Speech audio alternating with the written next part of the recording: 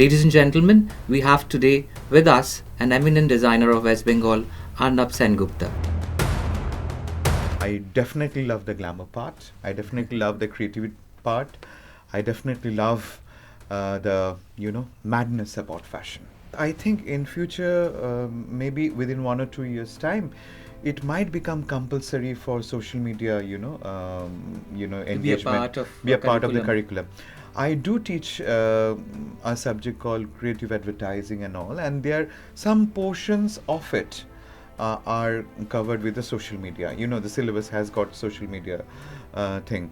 So I try to cover those portions also. I try to make my students more comfortable and interested in that particular, and they are very happy doing it. I would give them, assignments based on, social media.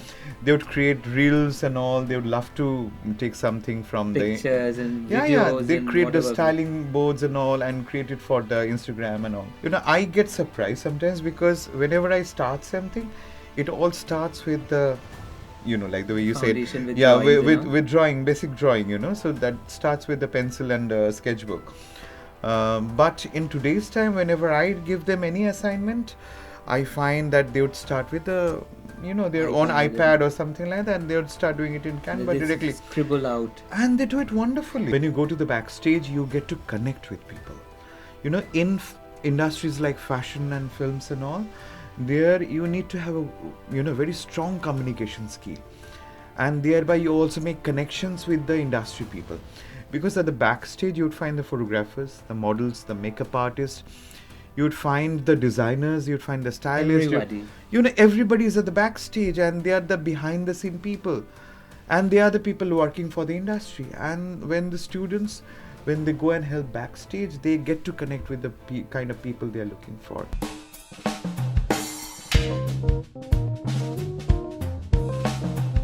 Hello and welcome to another episode of Fashion Voices, an initiative by Techno India Group under the leadership of Sri Satyam Roy Chaudhary.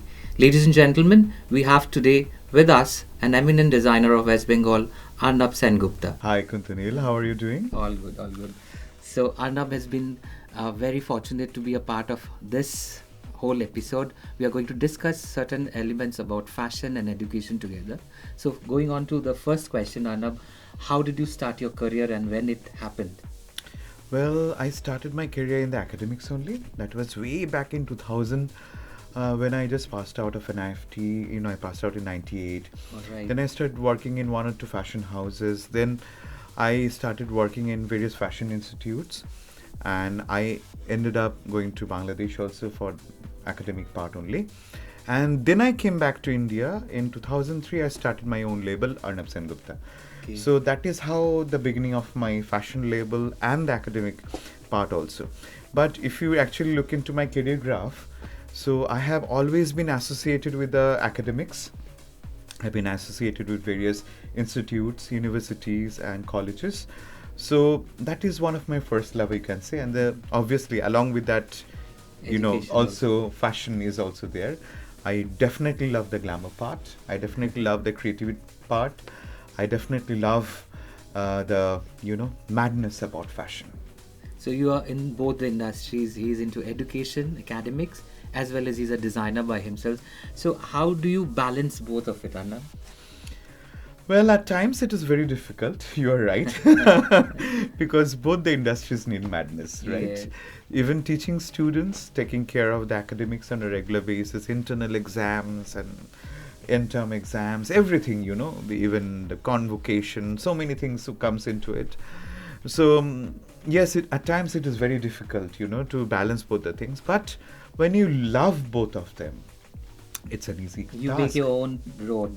You make your own road. You love it. Yes. Because academics today is more industry centric, and that's Absolutely. what Techno India is doing. We are trying to connect academics and industry together, and that's what we are fortunate enough again to call you here, because we are talking to one of the leading designers of West Bengals in these episodes coming from yesterday onwards, that designers should be a part of today's academics directly. It's not only the professor who's Right. teaching, it's also the designers who can come and share experience. We did it one today. So what is your feedback on that? That's wonderful, because I find especially the students here in this particular campus was wonderful, and they were very keen listeners, and they have a lot of interest in fashion, and I'm sure they're going to do wonders if they really work a little bit hard on their academic part, because for any kind of industry it starts all with academics. If you really want to be an engineer, a doctor, or be a fashion designer, first and the foremost thing, you have to really learn it by heart. That's what we both of us have learned it Over the And years. over the years, and of course, and that's how we are still learning. We are still Every- learning every every day day, learning is every a moment, process, right? yes. So that is why you have to learn it by heart. Then only you can apply it in your own industry. So we know that today we are in the generation where the chalkboards are obsolete, and Absolutely. Instagram is more important. Podcasts, digital mediums are more stronger. So do you think that these sort of improvisation on our Right. academics should be added? Like should we add social media management in our academics? Of course, I think in future, maybe within 1 or 2 years' time, it might become compulsory for social media, engagement, part of be a a part of the curriculum. curriculum. I do teach a subject called creative advertising and all, and there some portions of it are covered with the social media. The syllabus has got social media thing. So I try to cover those portions also. I try to make my students more comfortable and interested in that particular, and they are very happy doing it. I would give them, Because- assignments Yeah. based on, social media. manage. They would create reels and all. They would love to take something from Pictures and the videos. They and create the whatever. styling boards and all, and create it for the Instagram and all. So yes, it is going to be definitely going to be a part So of there are it. a lot of people who think still today the traditional format of doing designing is like you have to do with pen and paper. Yes, I understand that's very important, but Right. this generation has shifted. So we Yeah, should they directly encourage go our students digitally. digital. I get surprised sometimes, because whenever I start something, it all starts with the, like the way you said, Foundation with yeah, drawings, with drawing, basic drawing. So that starts with the pencil and sketchbook. But in today's time, whenever I give them any assignment, I find that they would start with the, their own iPad. iPad or something like that, and they would start doing it in Canva They directly, scribble out. and they do it wonderfully. And believe me, And I'm really for that surprised. we teachers also kind of have to upgrade ourselves every Of course, single moment. we have, like the way you also expressed over there. We started from Chalkboards. chalkboards to floppy disk to Today there are DVDs clouds.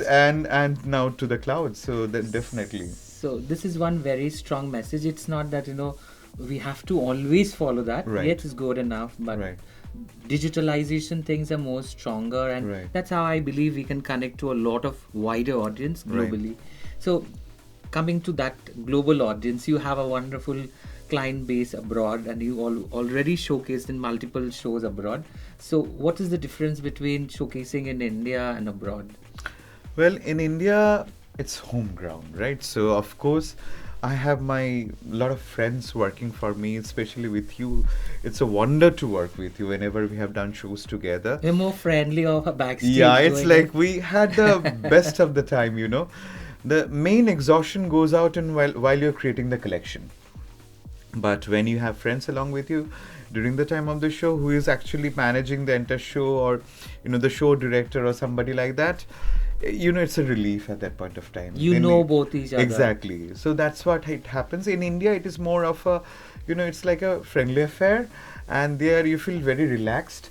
But when you go abroad, it is more professional, because you have your buying agents, you have your, everything has an agent over there. Alright. So it's very organized. You have your model agent, your buying agent, your photographic agent, everything. It is So- segregated. Yeah, segregated, and you have to sit with each of them individually, and then you have to allot them work, and they will take commission out of whatever they're doing. So it's a very organized industry over there. And India also, it is organized. It is slowly becoming organized, because when we Yes, over the started time, long back, it was much more Absolutely. not knowing what we actually do. actually exactly now, but in today's time, It's more organized. segregated. Yeah. So I love working in both the counterparts, basically, in India also, as well as abroad also. But the process of seeing is quite different. Absolutely, it's very different.